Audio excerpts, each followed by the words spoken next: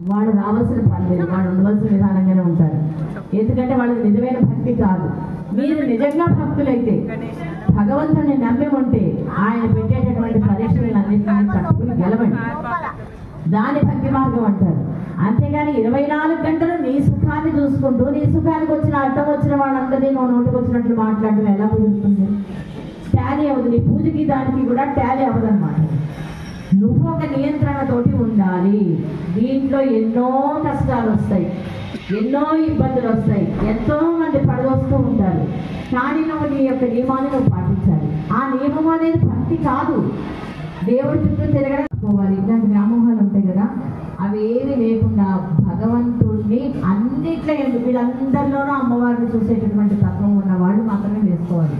అంటే మీకు ఉందంటే నాకు అస్సలు లేదు, నా గురువు గారు ఇచ్చారని వేసుకున్నాను. నేను వీళ్ళందరిలోనూ అమ్మవారిని చూసే శక్తి నాకు ఇంకా రాలేదు. అర్థమైందా? అయ్యో రేపటి నుంచి ఎవరిని ఏదైనా తిట్టారనుకోండి, నన్ను అలా అమ్మవారిని తిట్టకండి. అందుకని శరజ్యోత్స్నా శుద్ధాం శశియుత జటాజూట మకుటాం వరత్రా సత్రాణ స్ఫటిక ఘటికా పుస్తకధరం. తెల్లటి వస్త్రాన్ని కట్టుకుని పౌర్ణమి నాడు వెన్నెల్లాగా ఉన్నటువంటి అమ్మవారు తెల్లటి వస్త్రాన్ని కట్టుకున్నది. ఆవిడ ఒక చిన్న పైన జబ్బుడి వేసుకుని ఉందిట, చంద్రుడు ఉన్నట్టు దానికి కాంతివంతంగా. ఆవిడ చేతిలో ఒక పుస్తకం ఉందిట, ఇలాంటి స్ఫటికమాల ఉందిట. స్ఫటిక ఘటికా పుస్తకధర సకృన్నత్వానత్వా కథమివ సతాం సన్నిధలతే మధు క్షీర ద్రాక్ష మధుని మధురీనా పడితయ. అటువంటి అమ్మవారిని కనుక నువ్వు ధ్యానం తెల్లటి వస్త్రాలతో పెట్టి శిఖ కూడా 4 శివలింగాలను పెట్టి ధర్మాన్ని ప్రచారం చేయడం మొదలుపెట్టారు. అప్పుడు అమ్మవారు ఏం చేసిందంటే, అయ్యో ఈ పిల్లవాడికి ఈశ్వరుడు శివుడు 4 శివలింగాలు ఇచ్చాడు కదా, నేను కూడా ఏదో ఒకటి ఇద్దాము అని చెప్పి ఈ సౌందర్య లహరిని ఇచ్చింది ఆ పుస్తకాన్ని. ఈ బుక్ అనుకోవచ్చు, అలాంటి బుక్స్ మళ్ళీ ప్రింట్ చేయించారు అనమాట. అర్థమైందా? అందులో అమ్మవారి గురించి అంటే వీళ్ళ అమ్మ గురించి అంటే పెట్టారు ఒక విగ్రహం అమ్మవారు, ఆవిడ గురించి ఉంటుంది. ఆవిడ మన లోపల ఉంటే చేసేటటువంటి క్రియ అంతా అందులో రాసి ఉంటుంది. ఇప్పుడు అందులో నేను మీకు శ్లోకం చెప్పాను, అవునా? శరజ్యోత్స్నా శుద్ధాం శశియుత జటాజూట మకుటం వరత్ర సత్రాణ స్ఫటిక ఘటికా పుస్తకధర. సరస్వతీదేవికి సంబంధించిన శ్లోకం. ఈ శ్లోకాన్ని మీరు చదువుకుంటే మీకు చదివినదంతా కూడా జ్ఞాపకం ఉంటుంది.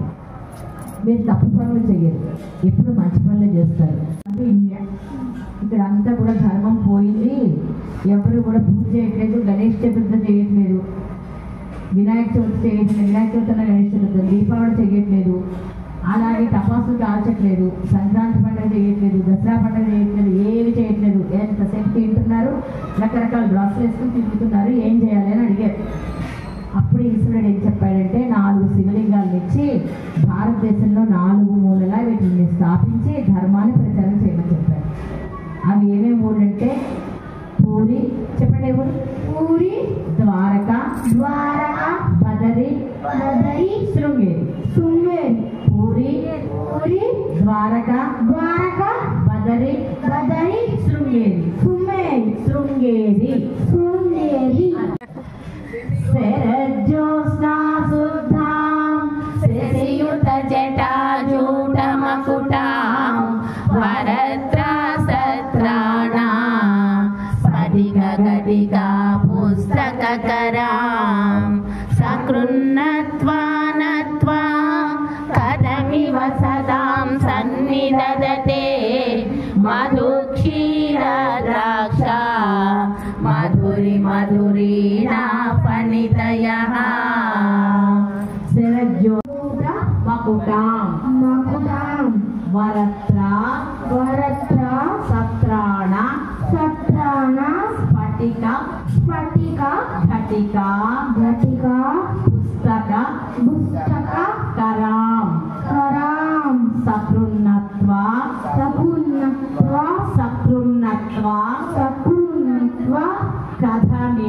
కథమివ సతాం సన్నిధదతే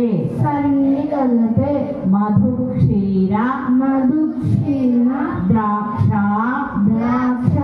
మధురి మధురీణాః